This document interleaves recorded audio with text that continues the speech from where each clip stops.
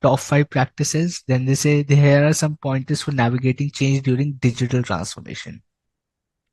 This change was for change management, like any kind of a change, any kind of a change. These are the 5 steps. But especially when we talk about digital transformation, what are the steps in of change management in digital transformation? Aims and objectives. जो ऊपर 5 पढ़े थे. Always, always, always communicate. Okay. Number 3, be ready for the resistance. People will come back and say, this is bullshit software. I don't want to use this. This makes no sense. You spent so much money. This software is crap. I don't want to work on this. This is not going to help me. This is wasting my time. Be ready for the resistance from a lot of people when you bring a change in digital transformation. People will say, I don't want to change. 99% of the people don't want to change things. That's how it is. Implement changes gradually. Do not hold people's mouth and tell them to change karo, change karo. No, you have to be, it has to be gradual. It has to be slow. It has to be done in phases, 3 months, 6 months, 9 months, 12 months, 1 year target लेके चलना होता है. It is not like कल से ये बंद कर दो सब कुछ. It's not a dictatorship. It's an organization where you have to manage people who are making money for you. So implement changes gradually. And number 5, offer assistance in training. Obviously, digital transformation ला रहे हो, लोगों को सिखाओगे तो सही करना कैसे है? You got to train, you got to assist people. They will need, this is what we call it shadowing. In corporate language or corporate lingo, they say you got to shadow people for 3 months, which means they will work. You just look if they're doing it right or not. Assist them, tell them this is how you do it, that is how you do it. It's called shadowing. Okay? It's called shadowing. Offer assistance and training. When you're doing change management for digital transformation, number 1, specify the goals. Always, always, always communicate. Be ready for the resistance. Implement changes gradually. And finally, offer assistance and training. Very good. We are done with change management. Any questions so far? If not, let me go to the newest topic. Let me go to the newest topic in our syllabus, which is this organizational framework.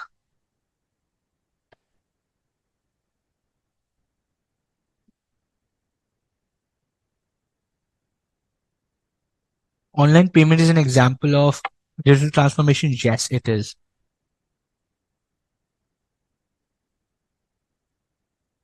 People learning new things online, that's change management on a personal level. But for organization, you got to train them.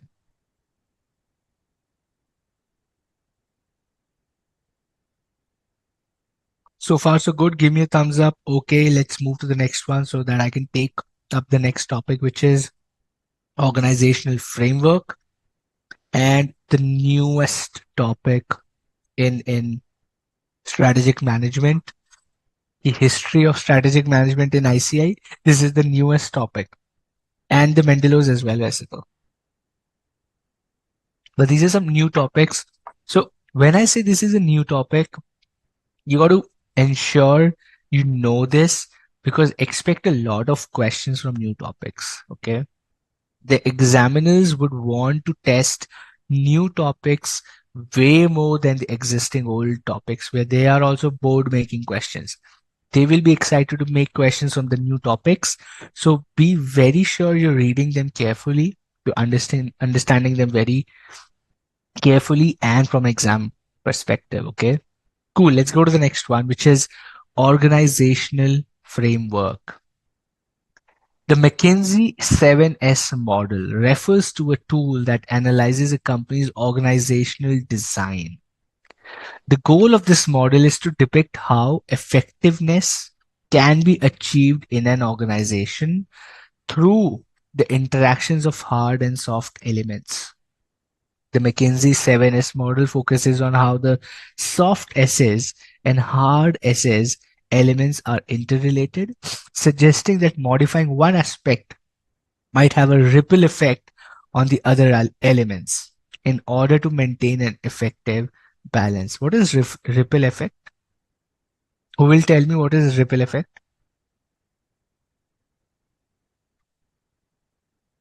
What is ripple effect?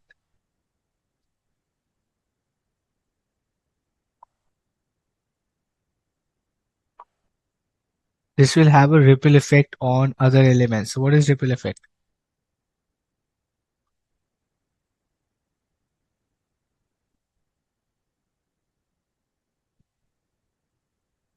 दूर जाना नहीं.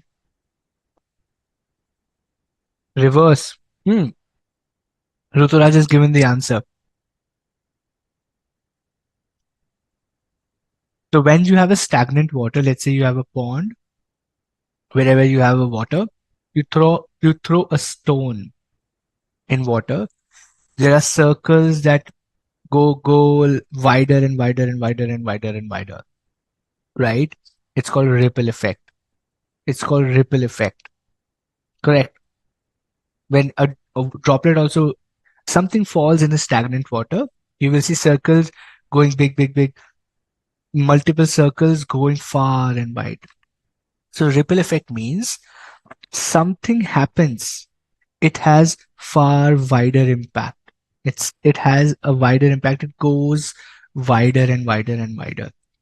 वहां पे खत्म नहीं होता है, उसका रिपल इफेक्ट होता है, बाकी चीजों को भी इफेक्ट होता है. It starts affecting a lot other things as well because it starts going wider and wider and wider and wider. It's called ripple effect.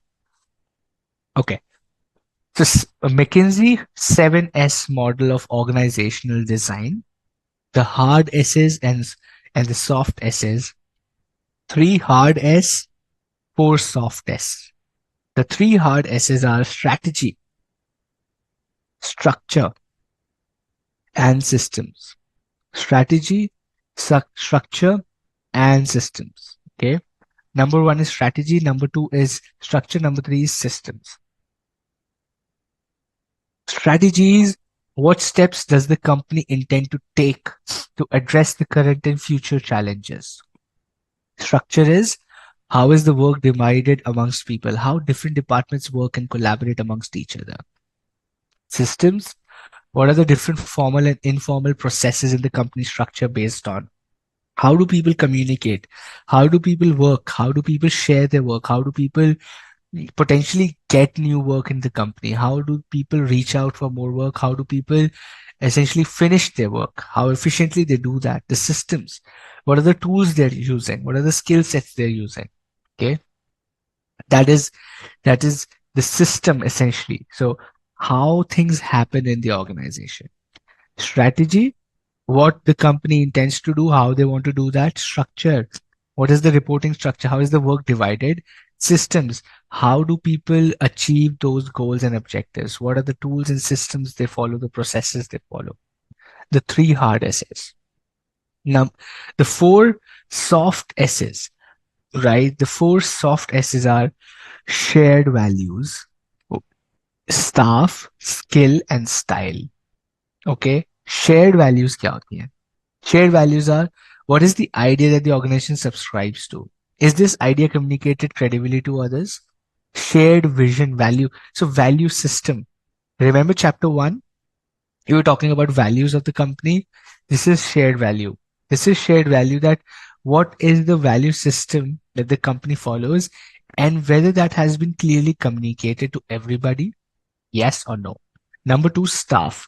This element refers to employees' development and relevant processes. Okay. How development happens for an employee.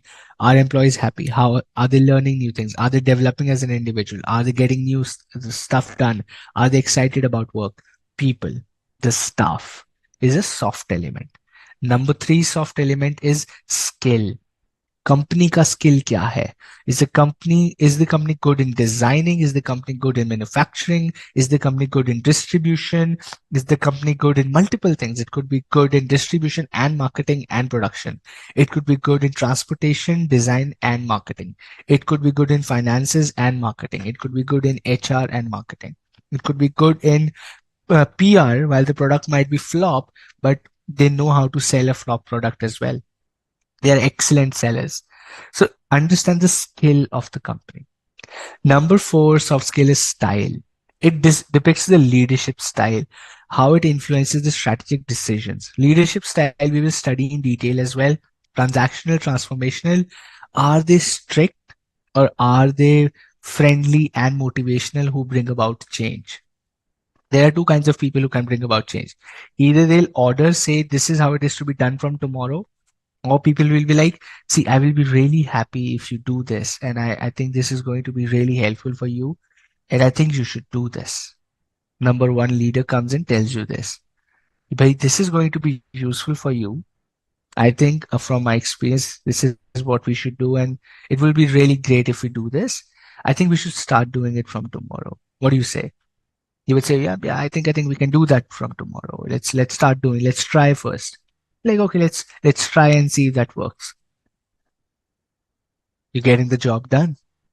Number two leader is comes and tells you, listen, I don't care what's tomorrow. It's a chutti, it's a event. I don't know what's tomorrow, but tomorrow morning, all of us come here and start this project because because this is what we want. And you say, yeah, okay, I don't have an option. I'll have to come and do that anyway. So both are leadership styles, and it depicts a soft element of the organization, that what kind of leadership we have. Okay. McKinsey's 7S model helps explain the organization as a whole. The hard elements are strategy, structure, and systems. The soft elements of shared values, staff skills, and style. इसका करते क्या है? इसका करते क्या है? Use क्या है? यूज क्या है? Let me ask you this question. You got McKinsey 7S model of organizational design and structure. That's okay. What will you put this model use to? कैसे use कैसे करोगे मुझे बताओ? How will you use?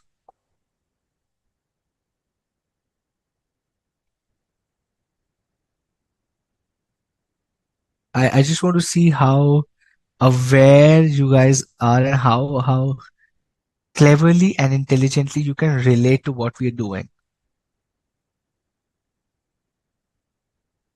I have an answer in my head for this, but let's see if you can get that answer.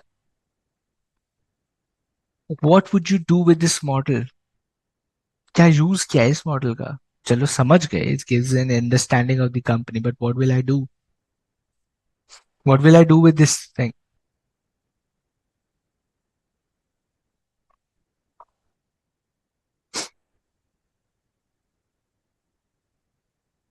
Waiting for answers. Okay, I have one. I want all of you to answer. Think. Yeah, yeah, you got to think. It's your class. You got to think. Well, hard elements are under my control, so I will put my major influence in it. No, Rutraj. Everything is under your control. All of these are internal factors. Everything is under your control.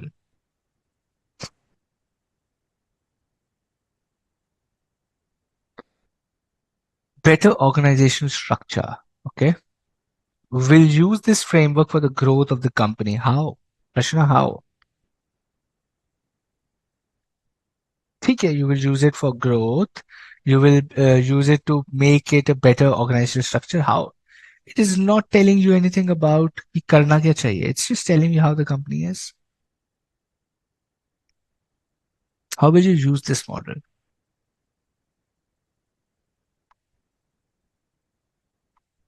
Staff is related to structure, so developing a good structure will help in getting more efficient staff. Okay, that's a good one. That's a good one. It is a framework for companies for doing what? Bhaskar, for doing what? We can understand the organizational structure and accordingly do the work. You already know the organizational structure. Why would you need a McKinsey 7S model? अगर आपकी company चल रही है, you're doing business, you already know your business, why would anybody need a McKinsey 7S model क्यों चाहिए होगा?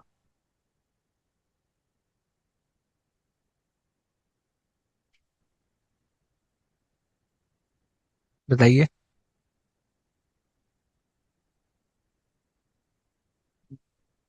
Highlight करने वाला हूँ आंसर आपके लिए।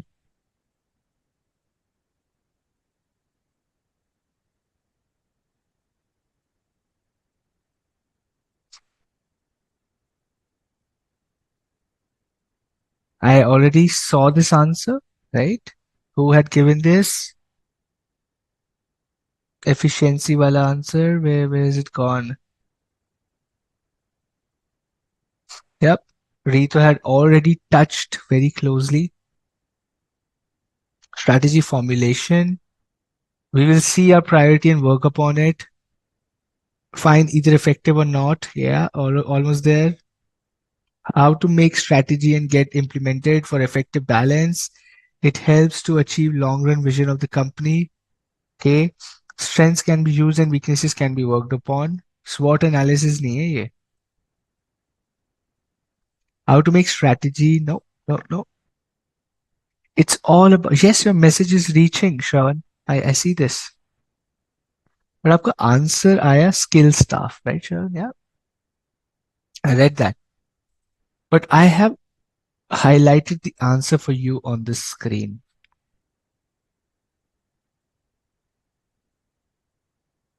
McKinsey 7S model is to depict how effectiveness can be achieved in an organization. What is effectiveness? Path you are also reached. Every answer is reaching me. I'm just their answers I'm just reading as they're coming. The, the motive of this entire model is to increase the effectiveness. Effectiveness बढ़ानी है. Effectiveness क्या होता है? Efficiency and effective we have studied. Effective is formulation or implementation. What is effective? Formulation should be effective or implementation should be effective. Yeah, Parth, you're almost there. You're right. Is formulation effective? So should formulation be effective or should implementation be effective? Formulation effective होनी चाहिए या फिर implementation? Formulation, right? Doing the right thing. Formulation. Formulation should be effective, and this goal of this model is to depict how effectiveness can be achieved in an organization. That means how do you formulate a strategy while being aware of hard and soft elements? While being aware of hard and soft elements. भैया strategy formulation के time you got to be sure of your strategy overall, your structure, your systems, your staff, your style, your skills, and your values. All should be in the values. Strategy formulation. Let's take an example, my friend. Let's take an example. My strategy, my strategy. Okay, let's take a business and let's take a strategy. I open up a new showroom.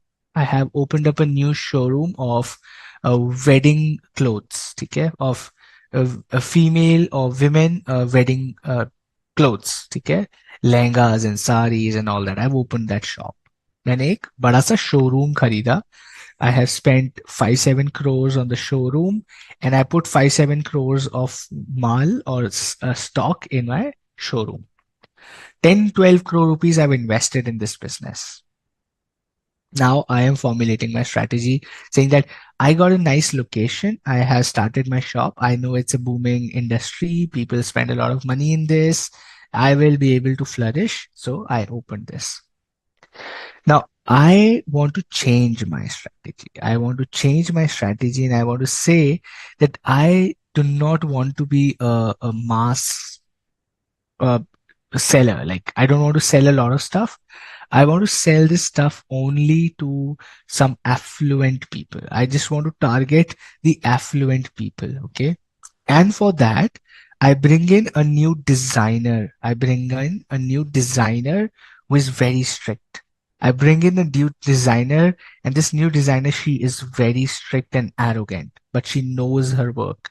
She's very creative, she's very successful, but she's an arrogant person and brings a lot of ideas, but with arrogance to the team. Okay. You know what I'm talking about? You have your case scenario. Now, when you formulate the strategy of shifting from a desi shop selling wedding stuff to a premium showroom selling designer stuff, from a desi shop selling everything weddings to a designer showroom with a new leader who is arrogant, right? What all will you consider while making a strategy? That's the only question. I'm not saying build a strategy. I'm just saying, what will you consider while making this strategy? What all will you consider while making the strategy for my business? So that my formulation is effective. So that my formulation is effective. That's what we're talking about.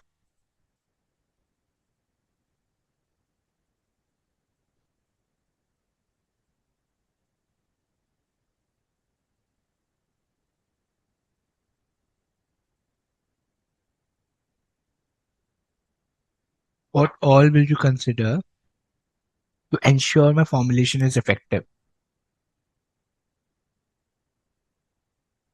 Yes, Priyanka, I can see your comments. You will take care of the style. The staff has to be effective. Okay. You give your answers, then I'll tell you how to write this answer. Okay. In McKinsey 7S model. I'm just giving you a very real life example. Prime location. Okay, Shravan. Let's see what else. Mm-hmm. Bhaskar, Rito coming in as the flag bearers of exam answers. That's right. Bhaskar says shared values. Rito says shared values. Rachna says, if possible, change the controlling person so that it does not hamper the staff performance and progress. Take care. Just give me your thoughts. While making a strategy for me to convert from a desi sell everything shop to a designer showroom with the things I have done, right? I've told you the conditions that I have in the business. क्या क्या consider करोगे? Differentiation strategy. We consider the hard and soft elements of the organization. That's right, Harish. Harish, be more open. As a business strategy, अभी exam को भूल जाओ. As a business strategist, what all will you consider from a real life? I'm telling you. Like people are saying change the controlling person because that might just not be the right person for your business. That's a good observation. Right or wrong, we don't know, but an observation is there. Just look at the web connect in those 7s. It looks so flexible. Okay. Cool, Rudraj. Very cool. But here we're talking about a real example. Give me some food for thought on that topic. I will do that. I know this. I will frame your answers into this and tell you how to write an answer. But just be free and think from business strategy. क्या सब consider करोगे? Staff and organization has to be effective. System needs to be up to date. Make an effective change in hard elements, and then soft elements are being worked smooth and slowly. Okay. Focus on customer values. Right. Leadership style needs to change. Change implementation. Discourage the desire to directly communicate with customers. Okay. Focus on customer centralized control system. Business structure required areas where change is implemented. Okay. Now, very good. All of you are talking within this McKinsey 7S model, right? Now, when I want to change my strategy from a sell everything shop to a designer showroom, number one thing I will keep center to my business are my values. Okay, think about this. I am a designer. I am the owner of that particular brand. My values are the customer should be satisfied. Customer has to be at the center of things. That's my value. Okay, that's my value system for the business. So I say I have to be transparent. I have to be really, really compliant to the customer. If they want something, we do that for them. Okay. The shared vision, shared values at the core of my strategy. Then I say the structure, how the work is divided. Now I have a new designer who is arrogant, but she knows the work. So I do not let her interact with the stuff. Maybe I just keep her in the top management and I interact with her because I've hired her. I know her designs are fantastic. She knows her work. She knows the material. She knows the market. So I want to be really learning from her. Even if I am the leader, I get to learn from her expertise. So maybe I will just keep her close to myself and not let her lead the real team on the floor because they might just not like her way of work. How is the work decided? You decide your structure. There is no set way. So second hard element you decide is the structure. How do you want to divide the work amongst people? The systems. Okay, the processes. Now the processes can be procurement, the process can be supply, the process can be, or system can be how you package a product. Now you're moving from a desi sell everything to a premium showroom, a designer led showroom. So your systems will change, your material procurement will change. You will now only buy high quality products or high quality material. You will use high quality material on your products. You will need accuracy in stitching now. Earlier you were like, ठीक है ऊपर नीचे हो रहा है कोई बात नहीं 3,000 का ही तो लहंगा है.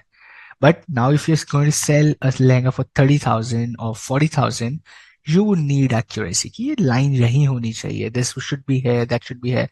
You focus, the system changes.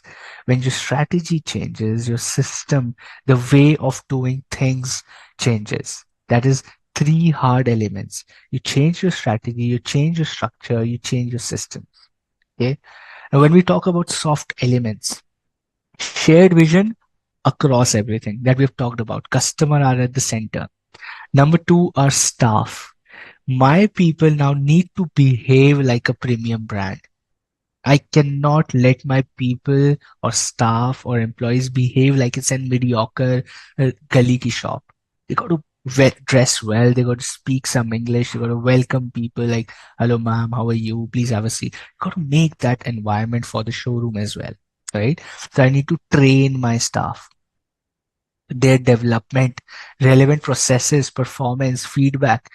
I have to train and develop them with the change in strategy. Staff, okay? Skills. What are the company's base skills and competencies? From a sell everything mass seller, we are now luxury designer led. So we are customization experts. You tell me green के ऊपर blue के ऊपर yellow लगाना ऐसे लगाना वैसे लगाना, done, we'll do that. We'll sit with you, we'll design, and we'll do that. The skill set of the organization is changing. We are changing the skill set of the organization. Everybody in the organization now focuses on customization with a shared value of customer at the center. Number last is style, the leadership style. My leadership style might be that I probably talk to people and motivate them that this is what we want. I involve them in decision making. I tell them that this is what we're thinking. What do you think? Let's do that or not. Okay. And then I might bring out change in the organization or in my brand for that matter. So all of this, what you said, right? All of this, what you said is essentially McKinsey 7S model. When you're looking at formulating an effective strategy, when you're looking at making a strategy for the success, a strategy for success needs to consider these 7 things. Strategy जब बनाओगे तो system के बारे में सोचना, strategy जब बनाओगे तो स्ट्रक्चर के बारे में सोचना, स्ट्रैटेजी जब बनाओगे तो staff, skill, style, shared values के बारे में सोचना. So you got to think about these 7 S's, 3 hard, 4 soft, when you're formulating an effective strategy. This is McKinsey's 7S model. The chapter is called Strategy Implementation and Evaluation. When you're implementing, formulating a strategy, that is why this topic is in this chapter, because here we are talking about everything we know about strategic management. Now we're talking about pure strategy, formulation, implementation and evaluation. Formulation की बात चल रही है, okay, implementation की भी बात चल रही है साथ साथ. सो formulation and implementation we are talking about. इसके बाद we'll talk about evaluation as well. Understood? Training cost included in the scale? Absolutely, Priyanka. So all the money, this is not a financial, this is a psychological concept. सब चीज में पैसा लगेगा. Raw material you will start to buy better. You will hire more people. You will hire more skilled people. तो पैसा तो लगेगा ही ना. It's not about money here. It's about a psychological concept that what needs to be done to make an effective strategy.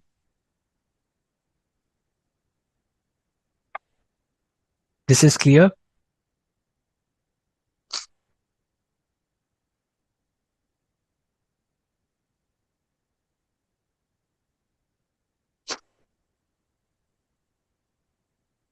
All good.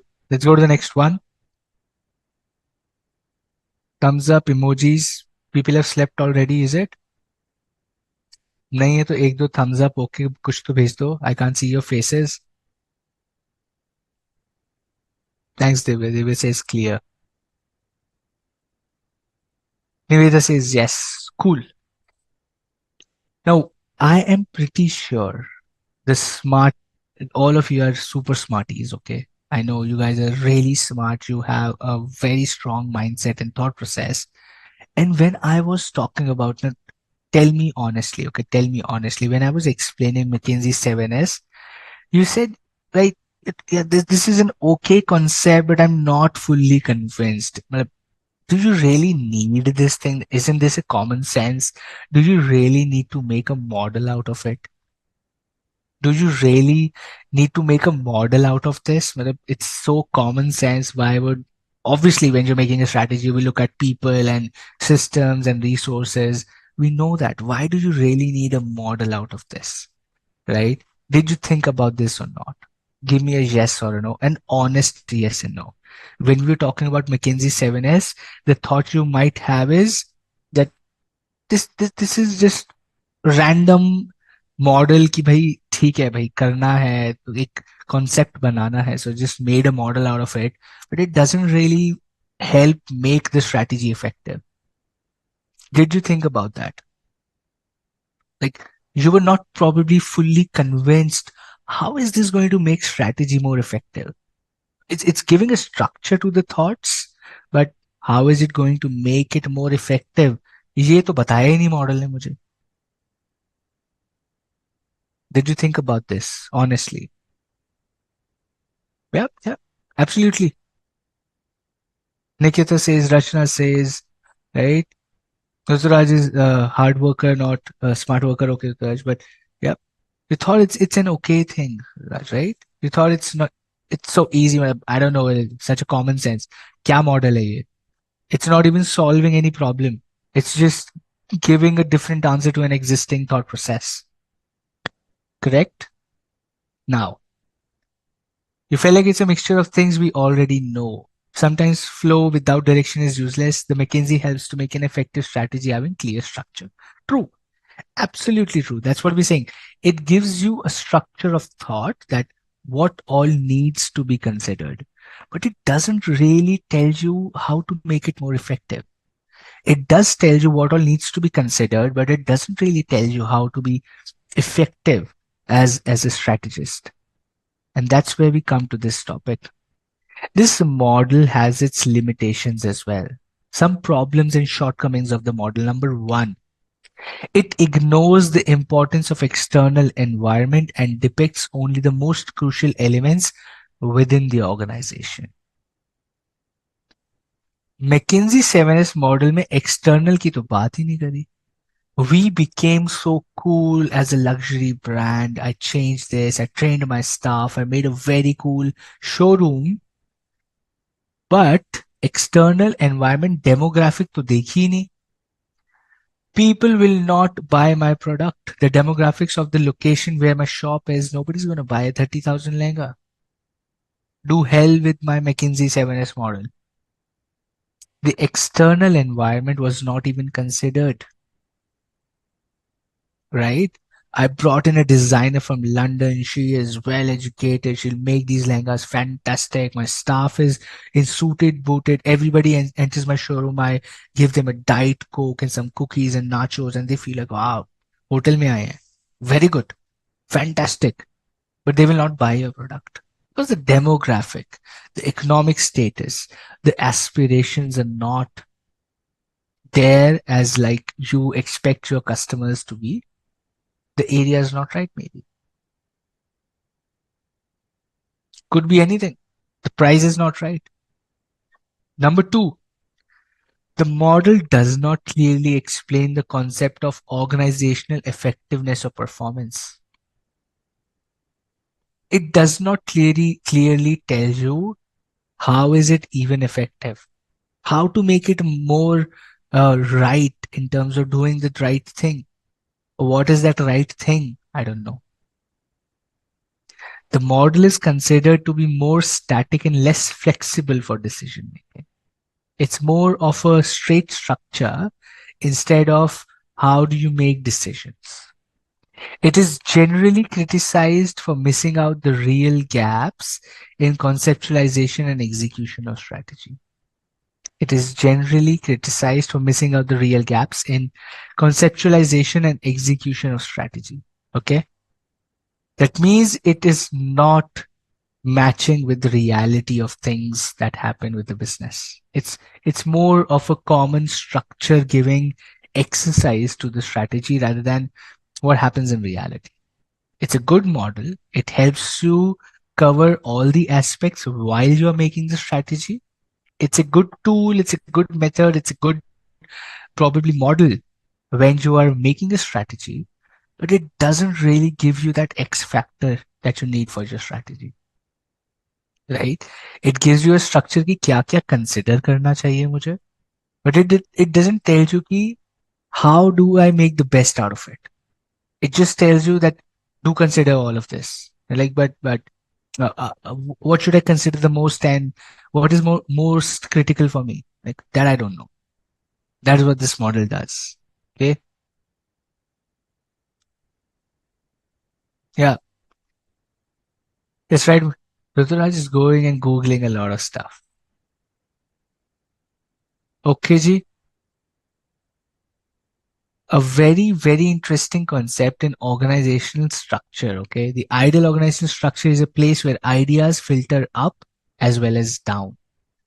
ये तो भैया याद रखना मतलब not the statement but all your answers in examination, all your answers in examination about organizational structure, leadership should always have this one line or thought where you tell that the ideas, that the conversation, that the communication should be both top down and bottom up. So a leader can come down to people and tell, this is what I think we should do. The people sitting at the lower level should also be able to reach out to people above them, telling, I think this is not going right, or this is what I think could be better. So the communication in an organization should be both top down and bottom up. And that is where an organization succeeds the most. That is where it succeeds the most. Okay. So do make sure you mention this point whenever you are writing answers for organizational structure or leadership. It will really boost your answer for an examiner to read and understand. Cool. The structure which Mr. Chandler कहते हैं, ठीक जी, Mr. Chandler कहते हैं कि the relationship between the strategy structure, ठीक जी, strategy और structure के बीच का जो relationship है कुछ ऐसा दिखता है. This relationship between strategy and structure of the organization is somewhat like this. Santosh, you wish it was an open book examination. अभी तक तो I have not heard it is, but if it is, then have fun. उसके लिए भी पढ़ के जाना पड़ता है. ओपन बुक ऐसा नहीं होता है कि कुछ भी आप वहीं पे पढ़ लोगे. Then there's no preparation. So what it says is when you form a new strategy, new problems emerge. With new strategy comes new problems. Okay. With new problems, the organizational performance declines. When it declines, a new organizational structure is established and organizational performance improves. When it improves, there is some change again in the environment and new strategy is formed. When new strategy is formed, new administrative problems emerge. When new problems come, the performance declines. A new structure is established and performance improves. And something happens in the external environment and a new strategy is formed. When a new strategy is formed and so on and so forth, right? It's a continuous process. The entire chapter keeps shouting on your face that, boss, everything is a continuous process. Strategic management, continuous process. Change management, continuous process. Policy formulation, continuous process. Strategy implementation, continuous process. Control, continuous process. Har cheese is continuous process. Doesn't stop. The business does not stop, my friend. So, nor does strategic management. Okay, that's how the simple structure is. You got to read the study material as well. I am just giving you the concepts of what does this page mean. Okay, now I think we're going into the next most important and easiest topic of this chapter, which is type of organizational structure. What I'll do now is 8:18. Let's take a 10-12 minutes break. Let's join back at 8:30 and start here because then we will do this in a flow. All the structures, all the what like 5, 6, 7, 8 structures we have. We will do all these 8, 9 structures in next 30 minutes and then let's see where we end up with the chapter. Okay. So let's take a break here. Let's come back at 8:30 and then start with types of organizational structure. Very interesting, very easy.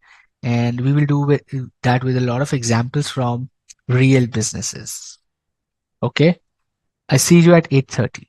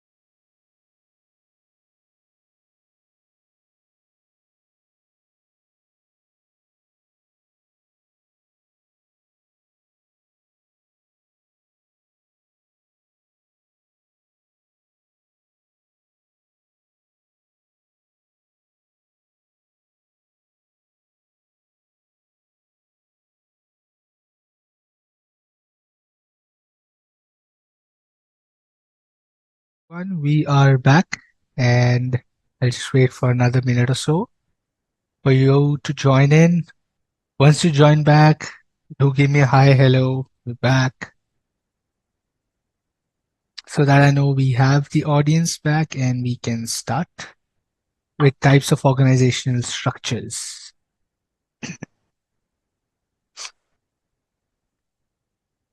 Good. I see Santika is back, Niveda, Kadambari, Bhaskar is back. Good.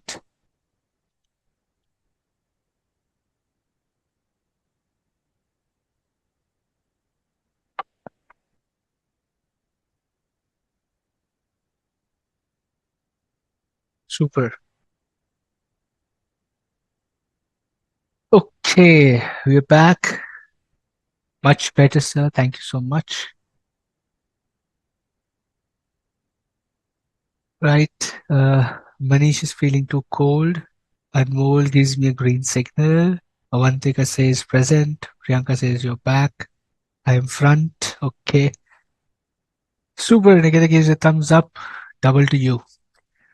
So types of organizational structures. They're very simple. What are the different structures that an organization has? Okay, we're going to talk about 8, 9 structures of how businesses are structured, how organizations are structured, how startups essentially.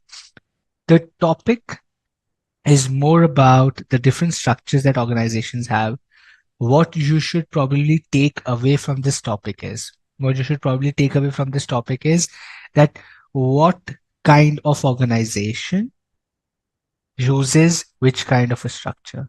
A startup might use which structure, which is a more beneficial for a startup, which structure is more beneficial for a big conglomerate, which structure is more beneficial for a small company, which structure is more beneficial to a specialized company, for a differentiation strategy company, which structure is more beneficial for a cost leadership uh, strategy company. Okay, so this is the kind of takeaway you should take away from this topic. Kandambri, you guys have rain. Finally, I can see some sun. You can see sun coming on me. So finally, Delhi is blessed with some sunlight, which is rare for us now. But okay, it's raining. I can't think of rains right now. I'm wearing a jacket. So okay, super. Heavy rains in Surat. It's a mad darao, yaar. I don't want rains. If it's already in Surat, it might come to Delhi as well. Okay. So number one is simple structure. Number one is simple structure. As the name suggests, it's appropriate for companies that follow a single business strategy and offer a line of product which is a single geographical market. Simple structure for simple companies. An owner does everything. It's a simple structure, like a sole proprietorship. Okay. So simple structure means one owner has 2, 3 reportees. They have 7, 8 more people working for them. It's a small knit team. It's a small structure. Simple. Hai. The owner does everything. Okay. Or especially for the companies which have a simple product, one single product they're selling. That's as simple as that. सिर्फ यही काम करते हैं, एक ही काम करते हैं. It's a simple structure. Essentially, you would have seen uh, it's like a simple structure majority of the times in CA firms. The CA firms follow a simple structure that one partner or one head partner, there are 3, 4 more sub partners, a taxation partner, an audit partner, a partner who brings in litigations, or there are 2, 3 more partners. Under them, they have 2, 2, 3, 3 CAs, and then you have articles. It's a simple structure, right? Not very much complicated. It's a simple flow of hierarchy. It's a simple flow of directions. Top से नीचे आ रहे हैं, directions आ रहे हैं, people are working in harmony. That's a simple organizational structure, most appropriate for companies which follow a simple strategy, single product, single geographical market, not diversifying too much. They are simple, so the structure is also simple. Cool. Okay, Jay says Mumbai heavy rains, Surat heavy rains, Pune heavy rains. Okay, I don't want to hear about rains. I'm already scared. Cool. Little specialization of tasks like few rules, little formalization, unsophisticated information systems, direct involvement of owner manager in all phases of day-to-day operations are some characteristics of a simple structure, right? They're not very formal, they're not very well uh, formalized in terms of like offices and proper processes. It's more like a simple structure. The classic example, like I told you, a CA firm, right? They do not have sophisticated information systems like MNCs, but they don't need it, right? It's not like they can't afford it. It's like they don't even need it. Okay. That you have people who are doing attendance and information system and trainings and all these laptops and trainings and headphones. They don't need it, right? They can afford it for sure, but it's like that's not how they work. It's an unsophisticated information system.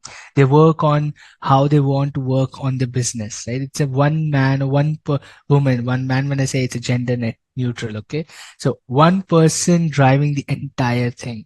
If somebody of you, let's say a Priyanka or somebody, let's say a Hemlata starts their own firm tomorrow, how you would manage is not a sophisticated information. You would start slow because it's a small, simple firm. So you would just want to have one-on-one meetings. You will have owner-manager relationship. You would have one person giving all the directions. That's simple structure. It's difficult to scale. The limitations would also come with this structure is that you might not be very competitive. You might not be very competitive, and probably the scaling up of business becomes a challenge after a point in time because you got to do everything yourself. So you don't have the time to think through about scaling up. You would need more people to help you. Okay. So scaling up is a problem. Then the problems might be you are not able to meet the global standards. So an EY or a KPMG will always beat you in terms of quality of services, right? Because the world or the big companies will need the kind of work quality they provide. Even if you do the work better, the way of presentation or the quality of the packaging of the entire thing, they might have better. So that is what will always take away your business as a challenge for a simple structure. Okay. The second kind of structure is called functional structure. This happens in organizations which are driven by functions. This happens in organizations which are driven by functions and not by divisions. Okay.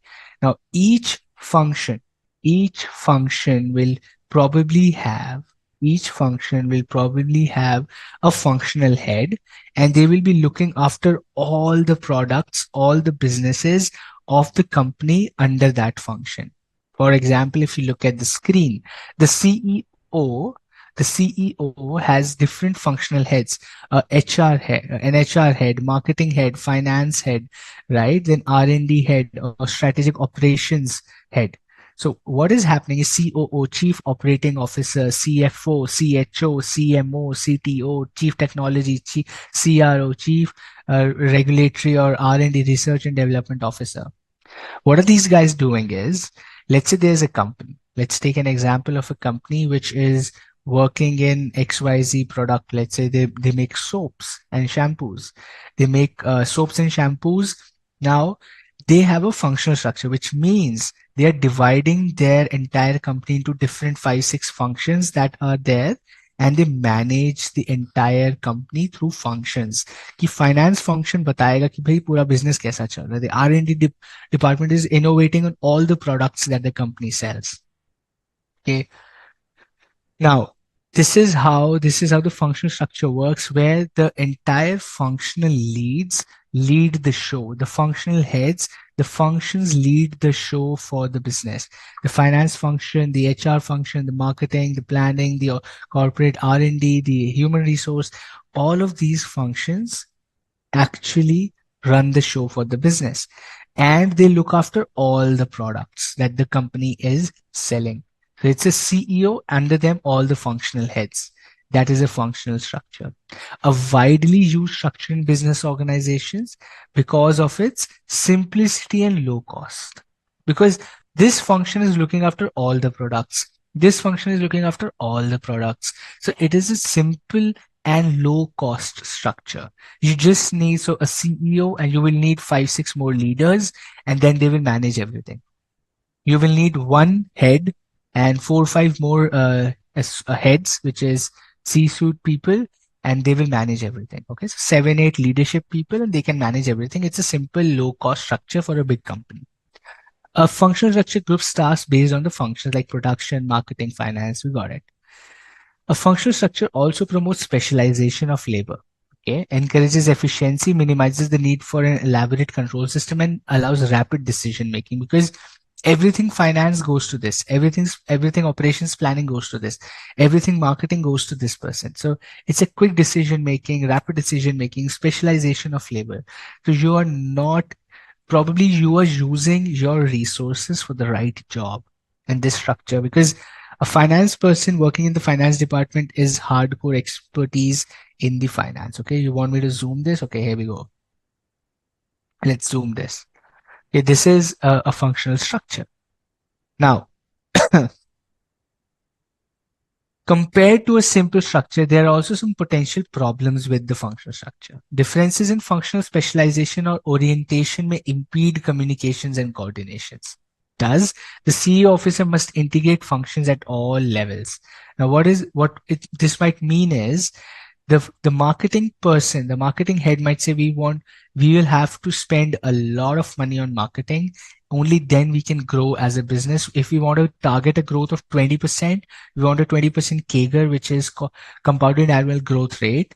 We will need to spend a lot on marketing. The finance it says you cannot do that. You don't have funds. So the marketing person will say, then reallocate funds from R&D to me because we are not innovating anything for the next 2 years. So this budget should move to my marketing budget.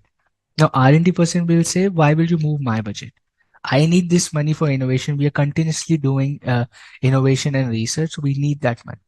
Okay. Now HR would say, but then you don't need so many people. So let us remove those people from here, save that money and give it to marketing.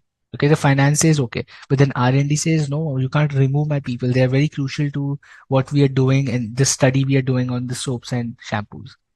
So cross-functional differences might happen, right? When resource allocation comes into the picture, a lot of fights for resource allocation will happen when there's a functional structure.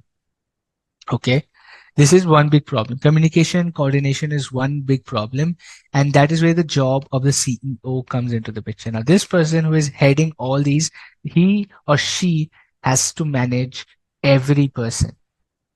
This person has to manage every other person and the conflict that's happening between them. That's their job. That's why they paid crores of rupees. Okay. Then we have divisional structure. Number 3 is divisional structure. Now, divisional structure is the core of all the major companies. Divisional structure can be organized in 4 ways: by geographical area, by product or service, by customer, or by process. By geographic area, by product or service, by customer, or by process. So let's say this is a conglomerate के लिए. Divisional structures are relevant when you are a conglomerate, or even if you're a big company with different segments. Okay, not necessarily a conglomerate, but essentially a business with a lot of segments. The classic example is let's say a shoes company. That's my favorite example for divisional structure. You have men category, you have women category, and then you have children category. Okay. So by product or service, I made divisions, or by customers, I made my divisions of the business. Ki men's category ye hai, women category and children category. I can do it by geographical area also. I can do that by India and Southeast Asia. I can do it by Middle East, Dubai, Saudi Arabia, and all that. I can do it Japan and Korea. I can do it US and Canada. I can just make 4 categories of my business based on geographic area, which is most of the companies which are MNCs like a TCS or a Wipro or an Infosys, or they can do. Like Reliance can do based on customers or on processes. Reliance does mostly on processes. So they say service, telecommunication, they say petroleum. Okay. So they're building that based on a process. You can build on a geographical area, product or service, customer, or process. You can build different divisions of your business. Now, each of these divisions, now think about this, what's happening. This is a divisional structure. The CEO sits on the top as always. Then they have the CFO and the corporate team, what they had as the functional heads. But they also have the divisional heads. But they also have divisional heads. And each division has its own set of functional people. The division team has its own set of functional people. Okay. Now these functional people are part of the division, but overall they're part of the finance team. This production team is part of the division, but they're overall part of the production team. But essentially the business is then divided or owned in divisional terms. So whenever the meetings are happening, whenever the performances are happening, what are they saying is they're having reviews in terms of how is division A doing versus how is division B doing versus how is division C doing. Okay. Each of the divisions will more or so have the same strategy. Okay. Now, in divisional structures, the marketing techniques could be different. The products can be different. The pricing will almost be the same. Okay, please understand this. Please understand this. When there is a divisional structure, the strategy across the products and divisions, the high level strategy remains the same. The high level strategy remains the same. Nike shoes for men, Nike shoes for women, Nike shoes for children. The quality, the pricing, the broad brand idea is almost the same. It's not like Nike selling leather shoes for men, it's selling sandals for women, and it's selling sports shoes for kids. No, it's selling sports shoes, running shoes, high performance shoes for the three categories. Same pricing, same quality, same everything, and athletic shoes, right? But the divisions are different. So the strategy is the same for all the divisions. The broad strategy is the same for all the divisions. Please remember this as a difference between the next structure we're going to study, or when somebody says, oh, it's a divisional structure. How do you identify a divisional structure? Is that the strategy is the same for all the divisions. It's not a separate strategy. If it is a separate strategy, it is an SBU, strategic business unit structure. If the strategy is the same for all the divisions, it's a divisional structure. Please remember that. Okay. The same thing happens with a lot of companies. Geographically, now, if say TCS, Tata Consultancy Services, has divisions based on geography. Let's say they say Southeast Asia and India, they say Middle East, they say US, and they say the Japan Korea belt. Now, what they say is TCS values remain the same. TCS strategy remains the same, tackling the technical service industry with the cheapest labor and a decent quality. As simple as that. That's the strategy. It's not like TCS goes and sells high quality services in US and very low quality services in the Middle East. No, they sell an equal level of product and service to every user in a different geography, right? And same people work in different geographies. Same Indians work in this different geographies. It's not like they're taking another level of skill set in a different country. The strategy remains the same. Okay, it's just that you have to better control the business. Divisions are made with an idea for more control of the business. The chapter is strategy, implementation, and evaluation. When you're doing an evaluation, you want your strategy to have control. You will have control over your strategy with organizational structure. Your structure defines your control over the business and strategy. That is why structures are important. Why are structures important? Because they provide control. How do you ensure control? By creating divisions. Where if it's simple, small company, simple structure gives you more control. Companies which want to work on functional level, simple, low cost, focusing on specialization of labor. They want to use their skills of their employees to the fullest. Then they do a functional level structure. If they want to control their business at a divisional level so that it makes more sense, I'm able to focus more on men, women, and kids separately to see how do I want to drive these businesses with the overall strategy remaining the same.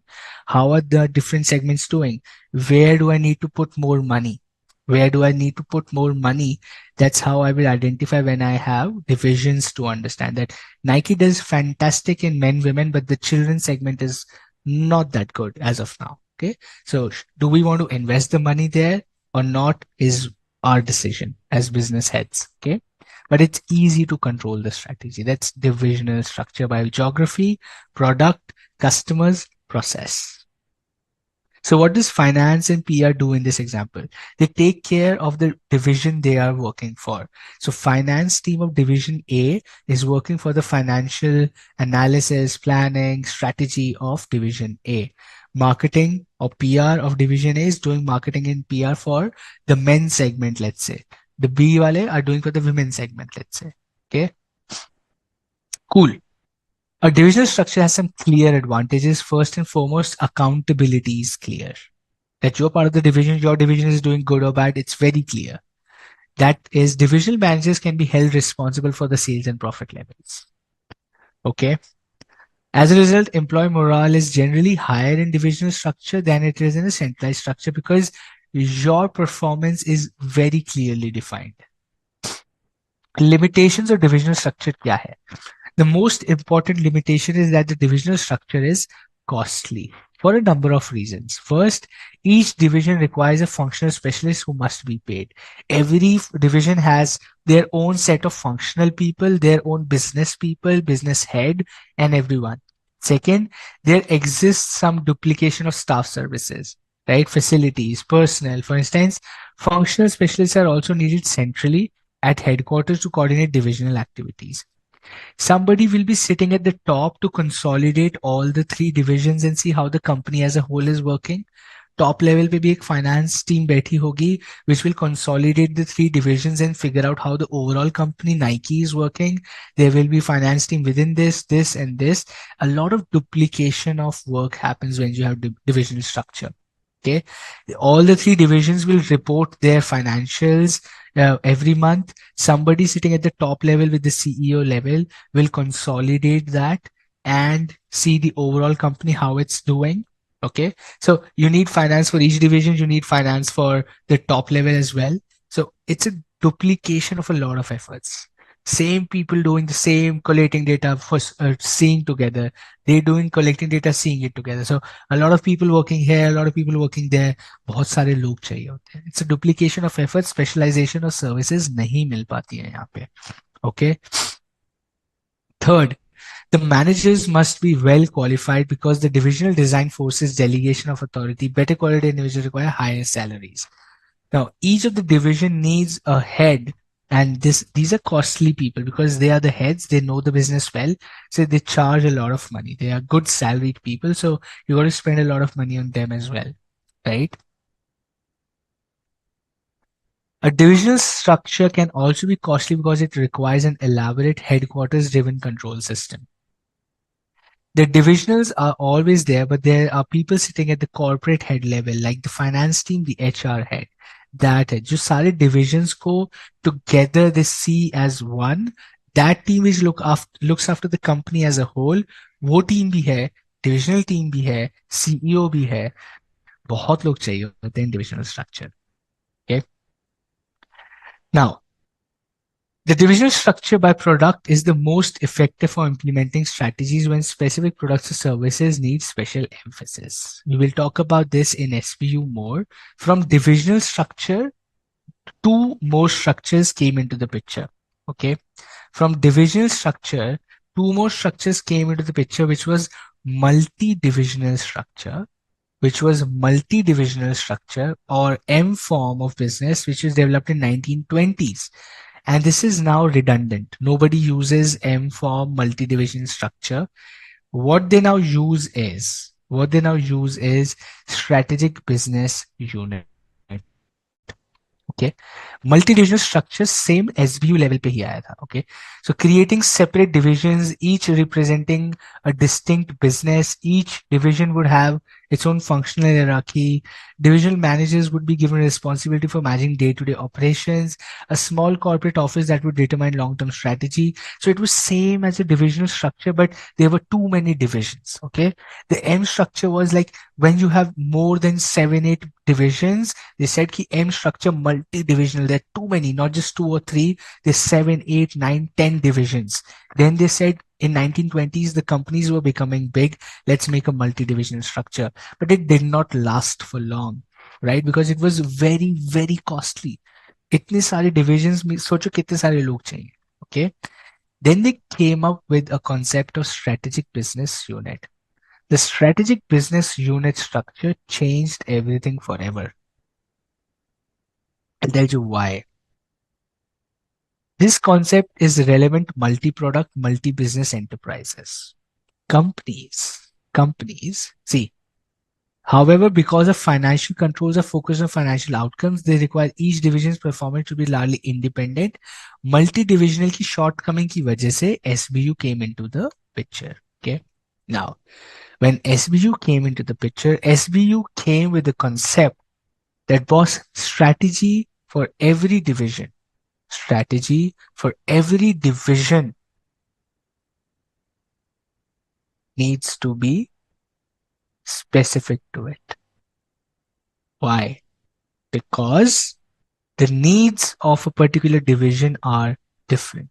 You cannot have a blanket strategy. That is what SBU said. SBU का simple था भाई, you collate club products into one SBU based on a scientific way.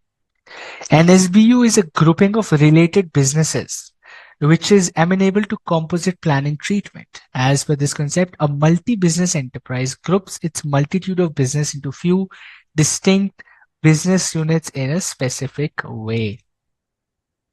SBU structure. Reliance.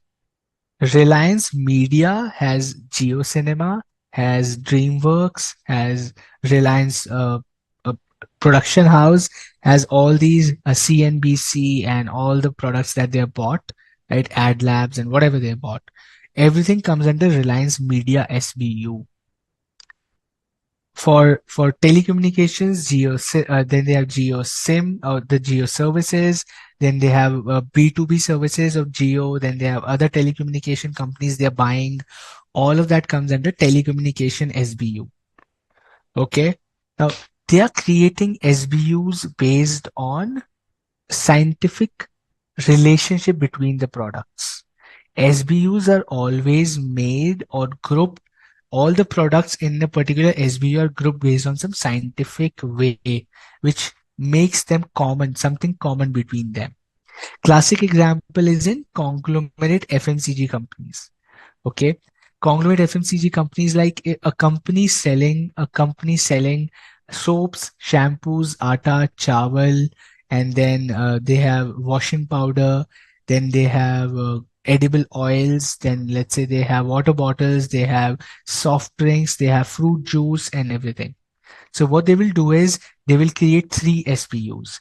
They will say edible household products, then they will have daily use household products, and they will have luxury household products. So daily household products में आटा, चावल, दाल, washing powder सब कुछ डाल दिया, एक SBU बना दिया. Then they have edible, right? Or आटा चावल, so I'm saying soaps and shampoos and detergent and everything, they put that in SBU. Another SBU is edible FMCG household products. So noodles, आटा, चावल, Maggi, पानी, fruit juice, एक SBU में डाल दिया. There's another SBU जहाँ पे they're putting luxury stuff. So let's say air purifiers, fresheners, then coolers and all that, naphthalene balls and all that they put in household products which are generally used for beautification or aromatic aesthetics, right? तीन SBU बना दी based on a scientific common thing between the the different products. The interesting thing is, the interesting thing about SBU is the company decides, the business decides. You have a free hand in deciding which product goes into which SBU. Nobody cares. It's your business. But generally, you should make it based on scientific there should be something common between those products, and together they form an SBU. Now, each SBU, absolutely, like you see things in malls, Nestle, Jio Cinema, Viacom, Nike, Puma, correct? Huh. Now, each SBU has a different strategy. It's a strategic business unit. Each SBU has their own CEO, has their own entire company working under them, finance team, HR team, operations team, different plants, different factories, because जहाँ पे आटा बन रहा है वहाँ पे साबुन नहीं बनेगा. Where you're making flour, you will not make perfumes. Where you're making perfumes, you will not manufacture rice. Where you're manufacturing naphthalene balls or toilet rolls, you will not produce fruit juices there, right? So you have separate businesses, standalone strategic business units, their own strategy, own marketing, own finance team. They work as a separate business unit, which has a different strategy from the overall company. However, the overall company decides the framework of the overall business. So Nestle has different SBUs, but Nestle decides the overall strategy and gives these SBU targets. Maggie should grow at 20%. Cadbury, whatever the chocolate is Nestle has, let's say you grow at 10%, you should grow at 15%. They're giving targets to SBUs based on their overall Nestle strategy, and then these SBUs are working on their own to achieve those targets. That is how an SBU works. It's very, very important for these companies to open SBUs because the strategy is different, the customers are different, the marketing is different, the pricing is different, everything is different for these products. Only then they're created into an SBU. The three most important characteristics of SBU are: it is a single business or collection of related businesses which offers scope for independent planning and strategy. It has its own set of competitors, star mark, color, highlight, whatever you want to do. Most frequently asked topic SBU ke andar, that the case study will have this particular product has its own set of competitors. Can this be created into an SBU? Yes, it's an important characteristic of SBU that it has its own set of competitors. It has a manager who has responsibility for strategic planning and prophetic performance. One who has control of profit influencing factors. When strategic planning was carried out, treating territories as units for planning, it gave rise to two kinds of difficulties. Number of territory handled the same product, and since a given territory planning unit carried different and related products with dissimilar characteristics were getting identical strategic planning treatment. Okay, so what it's saying is SBU आप territory area के base पे नहीं बना सकते हो, right? Because once you start creating SBUs on geographies, SBUs are always created on products. SBUs are always created based on some commonality between the products. It is never made on geographies because it doesn't make sense. If I say North India is my one SBU, then North India में आटा चावल साबुन juice toilet paper सब कुछ बात तो वहीं आ गई. Every product has a different market, different competitor, different business, different strategy, different pricing. Then if I manage North India or the entire India, doesn't make sense. I'm not able to control or think strategically for one single product separately that makes sense or gives focus to my decision making. So regional level pe, okay, regional level at a territorial level, it is very difficult or is not feasible to make SBUs. It's always done on a scientific way at a product level. Procter and Gamble, LG are examples of SBUs. Absolutely, yes. All the big companies do this. They don't have an option. They have to do this, right? Look at the structure. So president, then you have SBUs. Each SBUs had different divisions. Now, SBUs can work as a separate business. They want to have divisions. They can have, like A doesn't have divisions, B has divisions. how they want to manage their business within SBU, what structure they want to follow, they are open. Within SBU, because SBU is a separate business now, okay? SBU is a separate business. Now, this business can define its own structure as well. It can have a simple structure, it can have a divisional structure, it can have a functional structure. The SBU defines for itself. It's like Inception. Company के अंदर की company के अंदर की company. Okay? That's what an SBU is. The next one, or probably you should read this, it's an important topic. I would really suggest you guys read this topic, which is the attributes of an SBU and the benefits a firm may derive by using SBU structure. A scientific method of grouping the business of multi-business corporations, improvement over territorial grouping. SBU is a grouping of related businesses that can have strategic commonality. Task consists of analyzing and segregating those entire products into different SBUs, which makes sense and really give structure and focus to your strategy. Okay, unrelated products in any group are separated. Grouping of the business helps line form a strategic planning by removing vagueness and confusion, and thus giving clarity to the overall strategy. ठीक है जी? Each SBU will have a CEO. They will have their own set of competitors. The separate business from different strategic planning, but they have their own strategy, own competitors, own set of CEO, and might build on a similar technology, right? Product and service. It can be based on product, it can be technology also, but not region. SBUs might be serving similar or different markets, even if the technology differ, it may that the customers are similar. Okay. Or it may be that other competencies of which the competitive advantage is different are built have similarities. So you can essentially also make SBUs based on competitive advantages of the product. Each of the product provides a competitive advantage. Based on that common competitive advantage, you can group the products as well, because then the customers will be the same. Then the strategy will be the same because their competitive advantage is also the same. When competitive advantage is same, your strategy will be same, your customers will be same, and thus you can have them under one SBU as well. ठीक है जी? Very good.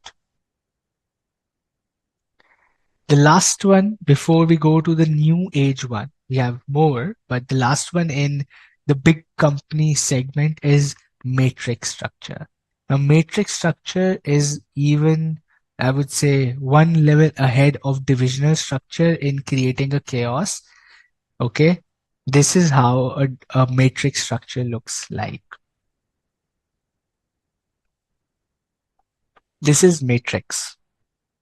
Top management means all the functional heads are sitting here and the divisional heads are sitting here. These all are divisional heads on the left. On the top management, all are functional heads. So a functional head of finance, which is CFO.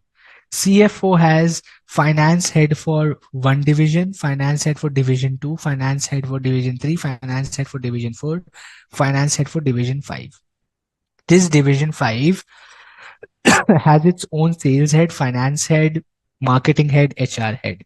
सामने सब हर division का अपना person है, and all of these people also fall under one finance head.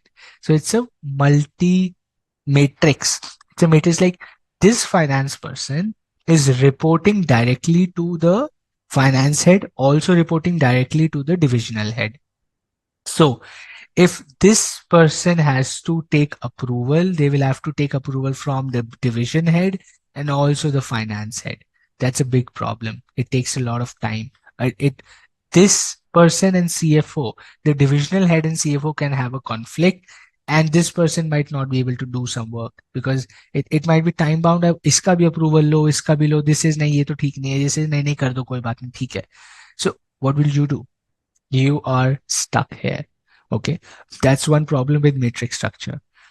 The good thing about matrix structure is the people can shift between divisions. This finance person can also be the finance person of this. So there are role rotations. There is possibility of role rotation looking after different division, which keeps the people excited. There is less monotony. Okay, that is one big advantage as well. So matrix structure is even bigger than the divisional structure, even costlier than the divisional structure. This happens especially in very, very large companies. Very large companies, when I say, is as big as Adani's and Reliance's and Wipro, all of these are matrix. But a lot of people are moving away from matrix structure and going into SBU structure. The hottest structure as on date in the corporate is SBU structure. A lot of companies are moving to SBU structure.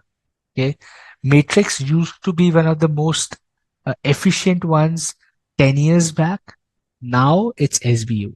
Even matrix structure is going out of fashion or out of there's people just find this as too costly and very difficult to manage, while SBUs are relatively easy to manage.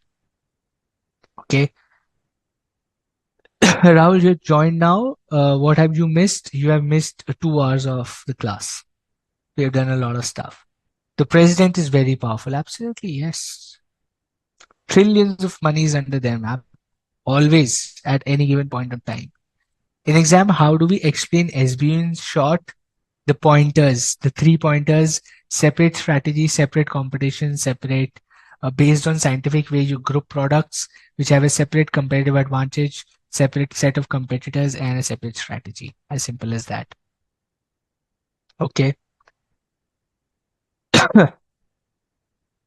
Old versus new. Old versus new means the old organizational design and the new organizational design. That is what I was telling you.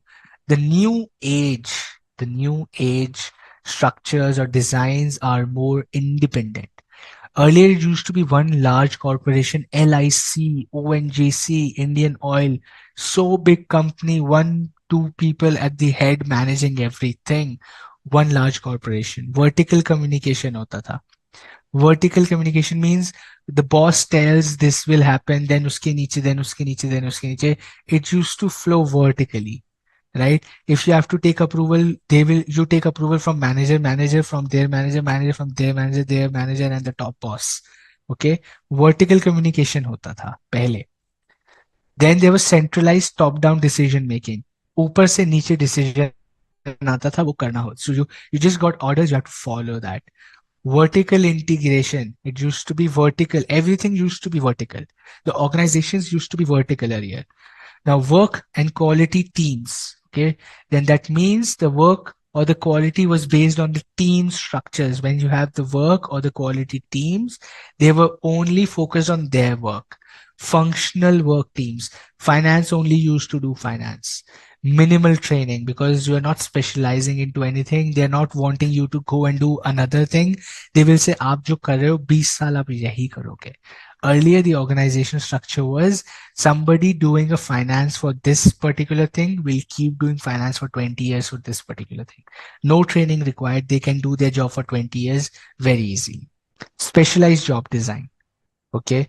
Now, new structure is mini business units and cooperative relation. Chote businesses, SBUs, which work autonomously. Horizontal communication hai. Horizontal communication, right? This is what we're seeing. Horizontal communication hota hai, right? Sales talks to marketing, talks to finance, finance talks to HR. All of them talk to the division. They also talk to the CFO at the top, at the right, in the diagonal, नीचे, ऊपर, हर जगह horizontal communication चल रहा है. ठीक है. Decentralized participative decision making. It's not just that the boss has said we have to do it. People come and say, I don't think you are doing the right thing. I am not comfortable doing this. Participative decision making is there in the organizations. Outsourcing and virtual organizations is the future.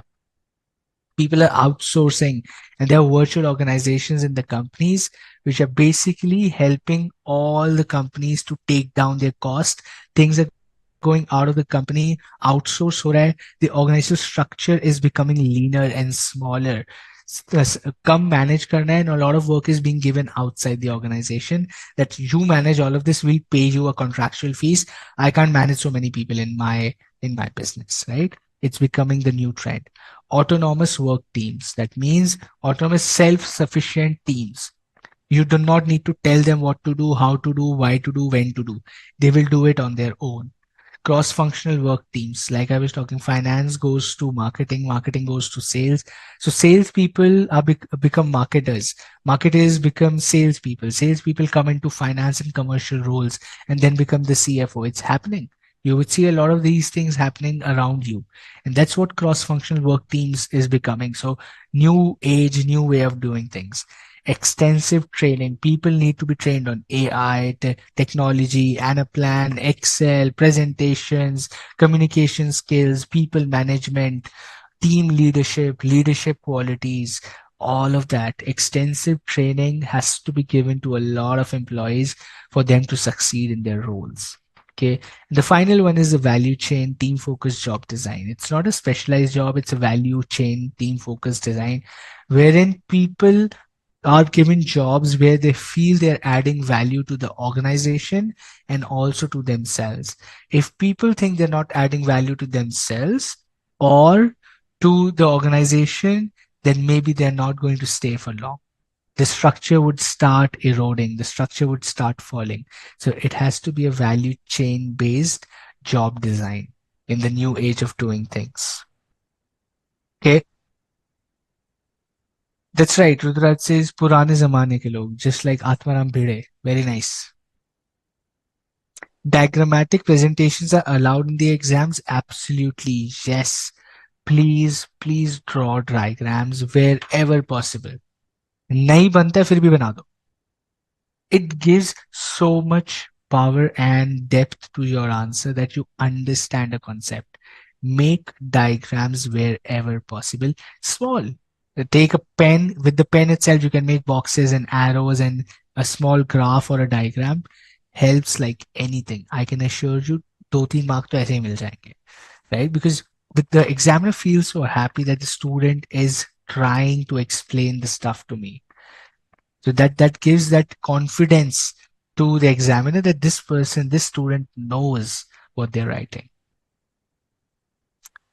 Although no problem, we just left with a few classes, but thank you so much thinking about me speaking for 150 minutes non-stop. What I'll do here is, right, it's 9:20. I don't want to get into this. It will be a lot of stuff for you to take away today with change management and McKinsey and structure and leadership. Okay, what we'll do is it's 9:20, 1980, 9:18 almost. I'll stop here for today. I'll stop here today, 5.43 pe. Okay, we just have, I think, 20 more pages to go and we should be good. Yeah, I think we will be good by that. Not even 20. We just have what? 62. Just 20 more pages to go. Okay. 20 more pages to go. We should do that next week. That's not a problem. And then our syllabus is complete. So good. Right? So 5.43 पे stop करते हैं आज. I'll stay here for another 5-7 minutes for any questions that you have, any thoughts that you have. And then we wrap up for today. Next week, one session, we complete the chapter. And the last class, which is, I think, will be 3rd of December, will be our last session. Yeah, that will be 3rd of December. 2nd December, Saturday, we complete this. 3rd December, we will do a full revision with questions and anything and everything you want to know about the examinations. So 3rd is not going to be a syllabus based. 3rd December is going to be full exam oriented session. We'll talk about questions. I'll bring case studies for you. We'll solve live case studies. But next Saturday, let's complete the syllabus, chapter 5 for us. Cool.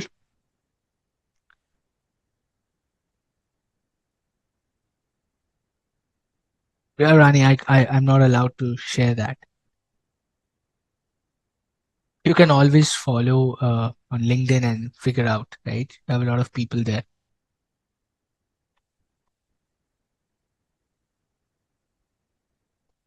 What about the next module? Which module? Next module, which module?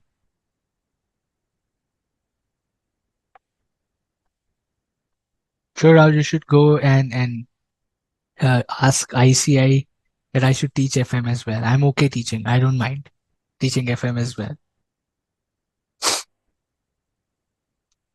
You should write to board of studies.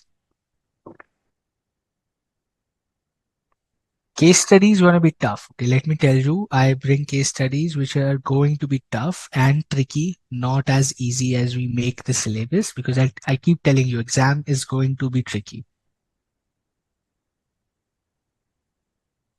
Thanks, Kadambi. Thanks for saying your kind words. But yeah, I'll take care. Maybe some hot water. So, Raj, how was my intermediate? Pretty boring. You guys have such cool subjects. Our time, the subjects were cool, but this time you have much cooler subjects. Navneet, I'm from Delhi. Great, thanks, Avantika. I'm happy you like the examples. You tried solving some MCQs from the booklet. It seems some answers are wrong. Niveda, do write to BOS, okay? Live classes at ICAI.org. Make sure you are writing inside the book itself. They have given the email ID. If you figure out you find something is not right, do write to them. It gets corrected. Absolutely, we should correct that. I don't teach module one. I just do strategic management, Madhav.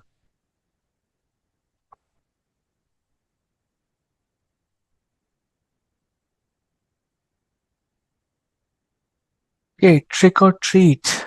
I would always go with treat, man. Who wants to be tricked?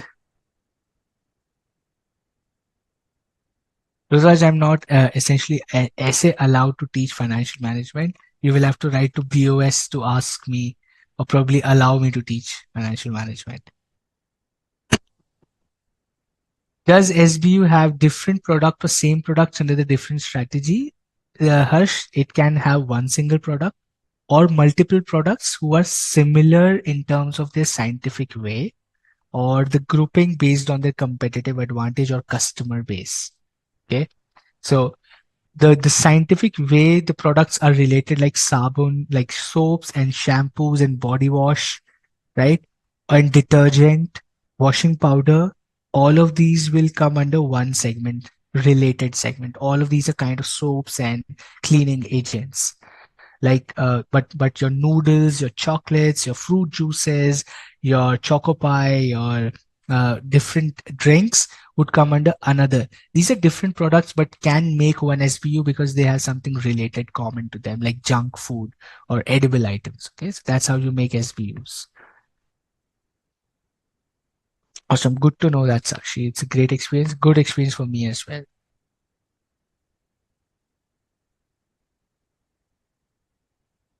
I should write a book on SM. I also think so. I should write a book and publish it. SBU have more of concentric products. Essentially, you can say so, Rito. That's a good way of thinking, but just don't get confused. But you're right.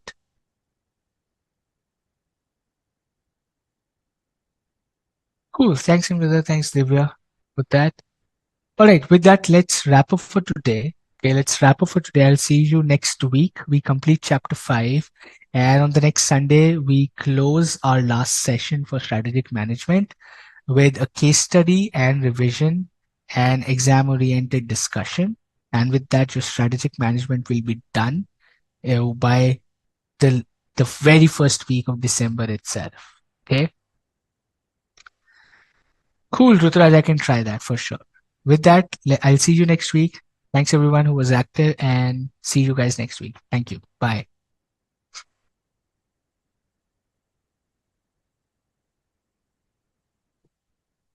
Thanks, Ashokji.